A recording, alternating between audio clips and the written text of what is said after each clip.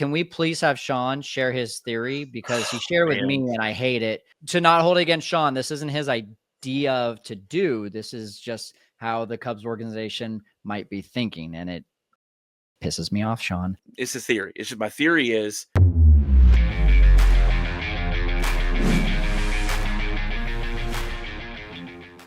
Happy Wednesday, Setup Nation. Hump Day.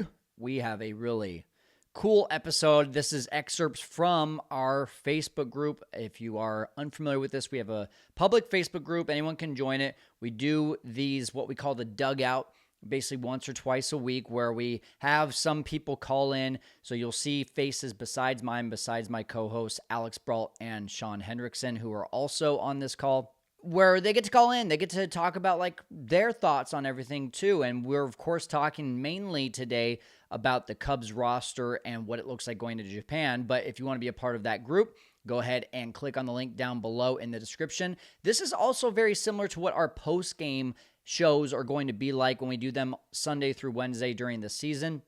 You get to call in. We'll be talking about the game. We'll be talking about a preview for the next game. We'll be talking about the big things that happen. But if you didn't like a move from Craig Counsell, if you loved the approach that Seiya Suzuki had in one of his at-bats, whatever that looks like, you can call in and you can either rant, you can praise, you can celebrate, you can have some fun. You can tell us about what you did while you're watching the game, whatever you want to. It's just like sports talk radio. We're going to have a good time with it. So excited for that to start when the season starts. And Sean, who's also on this show, is going to be the guy that I'm doing my watch along with. So join us on that watch along on the first two games of the season in Japan. I'm waking up at 2:30 a.m. my time. So with all this being said, some of the topics that we talked about beyond just what the roster looks like, maybe it's just me, but there is a frustration that I've had in trying to figure out these 31 guys and who's going to be going where. We still don't know what the taxi squad is. We don't know what the rules are. So we're going to be talking a little bit about that. I might go on a rant or two. We're going to talk about this crazy theory that Sean has that at the end of it may or may not have you feeling a little bit upset like I was in regards to Matt Shaw. So stick around for that. Make sure you don't miss it. It's going to boil your blood just a little bit. And then, of course, as we have callers on, we're talking a little bit about PCA and the excitement for his upcoming season. So let's go ahead and get to it right now here on the Setup Man. People are here to talk about the roster going to Tokyo. So let's start with the position players. So we got this nice little graphic here. So the outfield, pretty much everyone expected. Happ, PCA, Tucker across the outfield. Infield, Matt Shaw officially third base. Swanson, John Birdie filling in for Nico Horner, Michael Busch at first base, and then the bench there in the bottom right-hand corner of the graphic. Carson Kelly, Justin Turner, Gage Workman, Vidal Brujan, Seiya Suzuki, who will probably be your DH over in Tokyo or playing right field depending. And then Reese McGuire is the third and emergency catcher. Anything stand out to you guys on this? To me, this looks pretty cut and dry. I don't think there was a lot of, other than Matt Shaw, I don't know that there was a lot of tough decisions they had to make. The only thing that was interesting to me is no Kevin Alcantara. The amount of pitchers is ungodly. I just felt like they could have removed one pitcher and threw in Kevin Alcantara, mainly just for the experience for him, because he's played so well. It's kind of like you deserve it. So that was the only surprise to me. So we have another graphic here with all the pitchers going. So this, so many. There's a lot of them. And shout out to @FullCountTommy on X.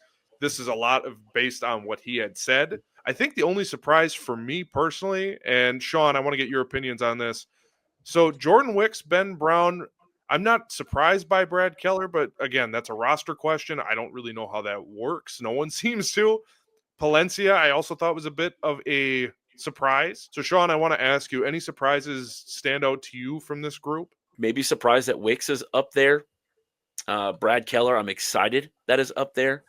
I guess I'm just more curious to see like how this is all going to break down. I mean, are we just going to see 2 innings of intense Shota and Justin Steele, and then it's just going to be bullpen days? 2 from Boyd, 2 for Ray. Maybe you get 1 or 2 from Tyon, and maybe Nate Pearson comes in and gets 2, and everybody else will just like. I can't imagine they're this early on. They're going to go like back-to-back innings, and again, unless it's like a Boyd, Tyon. Again, I imagine some of these guys too are on the taxi squad as well. So I guess I would have to see just how this thing shakes up for the actual 26-man roster that they're going to post for that day. I think that'll be more telling than it would be anything else. And I guess, like, to rant for a second, this is probably like the least, what's the word I want to use? There's been no structure with this entire thing. Like, you have to, in order to find information about this taxi squad and everything, like, there's nothing out there. You have to look at Bleacher Nation from like 4 weeks ago talking about what the taxi squad was. Do we have to add these guys to the 40-man roster? Do we have, if they come and they're on the taxi squad, do they get to be in the dugout, or are they somewhere else? Are they just in the stands, with a radar gun up and taking notes from the pitchers? Like Craig Counsell today, I couldn't be more frustrated watching Marquis' interview with Craig Counsell today. And he's sitting there annoyed about like these questions about the roster. And it's like, you're leaving for Japan 4 hours. Like, you're talking to the media right now. Tell them who's freaking going to Japan. So the verdict is your final group, including. Yeah, I mean, I think Matt Shaw is going to Japan. That's probably the news. And what was the hesitation all about? There's no hesitation at all. Like, people need to know this. They need to know what they're getting ready to write their stories on. And you're acting like, oh yeah, the big news is Matt Shaw. He's going. Okay. What's going to happen after that? Who else is going?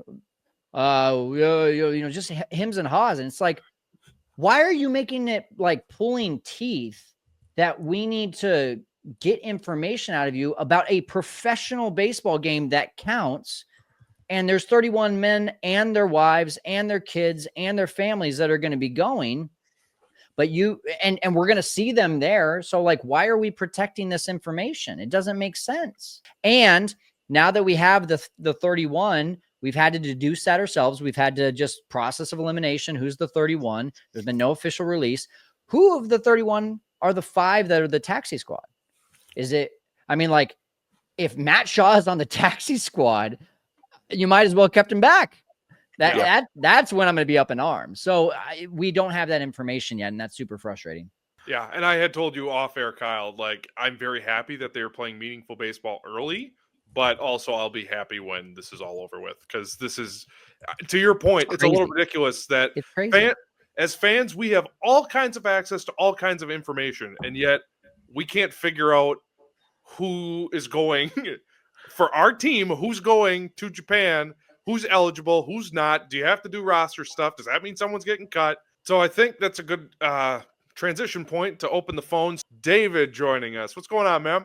Hey, guys. When I joke around with guys, it's like we know this guy that screws everything up all the time, when we call it, a Joey Bosa production or something like that. This is a Rob Manfred production, what's happening with Japan. And I don't blame Counsell for the interview today, because maybe he and Jed are still having these conversations. Granted, the plane's leaving Phoenix probably by now, but they may not, because here, to Kyle's point about the 40-man, I'm looking at the Cubs roster on MLB.com right now. They still have Matt Shaw as a non-rostered player. So and I think the casualties are either going to be Gavin Hollowell or Keegan Thompson to make the 40-man spot because I don't think they're going to cut anybody that's a position player, but it's going to be one of those 2 pitchers that gets whacked, DFA'd, to make the room for Shaw. Can we please have Sean share his theory? Because he shared with me and I hate it, but you haven't heard it yet. No, you guys were talking about this today, and I don't know what this is about. I know nothing. I wanted to live react on the dugout. And to not hold it against Sean, this isn't his idea to do. This is just how the Cubs organization might be thinking, and it pisses me off, Sean. It's a theory. It's just, my theory is he is part of that travel taxi squad thing. He won't be used. He won't be brought. I don't think they have to be made to be on the 40-man to be on the taxi squad. He will literally just be there for the experience, the camaraderie, and we won't see him on the field in Japan.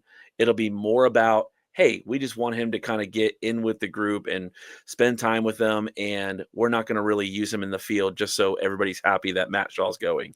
But let me give you the logic behind it. You've got Gage on the 40 man. You've got Keller, who's going to have to come on to the 40 man, means they got to cut somebody off. Shaw would have to come onto the 40 man. They're going to have to drop someone off. If Amaya gets hurt or Carson Kelly gets hurt, they're going to bring Reese back on. That's going to cost a 40 man spot. At some point, like, there's some guys on our 40 man roster. Oh, yeah, let's just toss Holloway. I mean, the Cubs picked him up. They like him for a reason. They sent him to the minors, but like, man, maybe he's the guy. Maybe Keegan's the guy. But again, you get to a place here where there's a lot of 40-man moves that need to be made over the Japan series. So maybe the idea is the fans are wanting Shaw to go to Japan to let everybody know that he's the third baseman of the future. He goes, but he's not going to play just to save that 40-man roster spot. Yeah, it angers me, but the thing is, I don't think you're nuts. Yeah. Like it angers me, but I mean, didn't we kind of live this with Chris Bryant too? Not the taxi squad thing, obviously, but we'll just send you down until mid-May or mid-April, and then we get an extra year. And Lord knows, with all of the money issues that they claim to have, like, yeah, why not get an extra year cheap? It wouldn't surprise me at all, and it's a real convenient excuse if they're like, well, the oblique, we want to make sure he's fully recovered. Right. But I'll tell you, if he's fine, Japan, fine. It's not ideal, fine. If he is not starting at third base when they open in Arizona, you are going to see me throw one Hall of Fame hissy fit. Not that anyone will care, but I will definitely, on some platform, even if it's my own social media, throw a fit. I want to hear Kyle's take, because I got the thread like on the text. I saw it, but I didn't get to see like the live reaction. Well, okay. So first of all, I'll show you the hole in my wall when I had the reaction from earlier today. No, I mean, I'm upset about it, and I responded the way that I did in our group text of saying I hate it because like it's an actual thing that probably is like a 50-50 shot. And especially when Patrick Mooney is saying, oh, it was between Matt Shaw and Kevin Alcantara. Well, that means that, I mean, even if Kevin Alcantara was on this team, he only plays if you need a defensive replacement in the outfield, if you need some speed on the base paths. Matt Shaw should be starting at third base. Gage Workman has never seen a pitch in the major leagues. Neither is Matt Shaw, but Gage Workman isn't a number one prospect and hasn't worked his way through the organization. He's a Rule 5 guy and has to be on the team or he's cut. So it's frustrating to even think that that's a real idea in their head because of those things that just happen right now. But also at the end of the day, what we're talking about here, Sean, there's 24 pitchers on the 40-man roster. Someone has to go anyway. Like, why are we delaying Gavin Holloway? Why are we delaying? I mean, Caleb Killian, I'm sorry, he's had his shot. Like, if it comes down to him or Matt Shaw on the roster, like that's not a thing. What? Okay. I love Ethan Roberts. I've met him. I've talked to his wife. I've met his kids. They came and played with our daughter at a restaurant. Like, he's awesome. Awesome dude. His opportunity is not with the Chicago Cubs. His opportunity is somewhere else. Why has he not been DFA'd and then traded for cash considerations or traded for someone? Like, these guys, there's so many guys that have had their opportunities, and we're just kind of like, oh, we still want to see him throw one more inning in spring training, and maybe that slider will do a little bit better next time. Like, no. And that's also kind of where I stand on Tyson Miller. How transferable is that success from last year to this next year? And especially when you got guys that are throwing 98 out of the bullpen now. Like, why are we delaying these conversations? Why are we delaying these decisions when at the end of the day, that's what hurt us in 2023 and 2024 was this lack of a sense of urgency because, well, we just want to see what he can do. Maybe he'll turn it around. We got guys that can do it right now. I want to propose a counter argument that why I think it's a dumb move. For one, it really makes no sense at all for the Cubs front office to try to manipulate Matt Shaw's service time. Reason one is if they at all think and believe, and sports books have it a very strong him winning the Rookie of the Year. If the top 2 guys in Rookie of the Year voting in each league are in that position, they automatically get 1 year service time. So whether Matt Shaw played, like Paul Skeens came up a month and a half in, Yep. he got a full year of service time as a result of being the Rookie of the Year winner. So did Jackson Merrill being roundup number 2. But he started.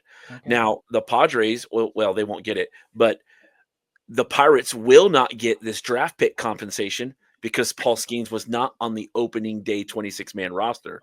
So if the Cubs really feel like the building to the future and creating a lasting Cubs program or ball club is a matter they really, if they're really trying to push and peddle that agenda, Matt Shaw needs to be on the opening night roster, or at least on the 26-man roster for him if he wins Rookie of the Year, for us to get that extra draft pick at the end of the first round.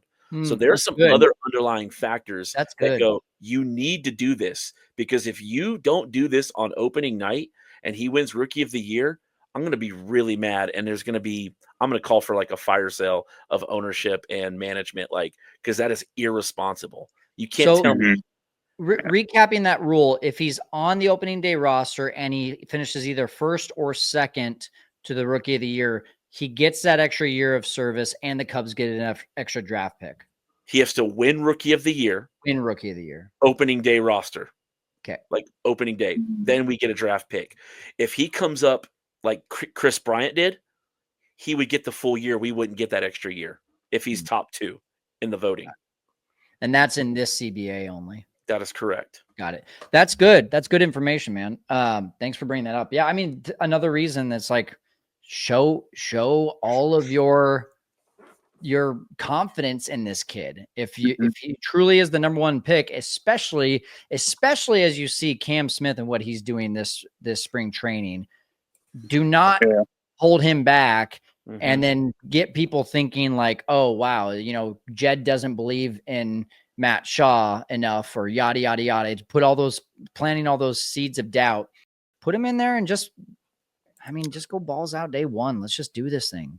Give him the PCA treatment. Just let him run it. And we have a caller on the line, so let's bring him into this conversation. It's the return of the big dog, Justin. What's up, buddy? Hey guys, how you doing? You guys care if I switch it up a minute about PCA? Switch Have it, at her.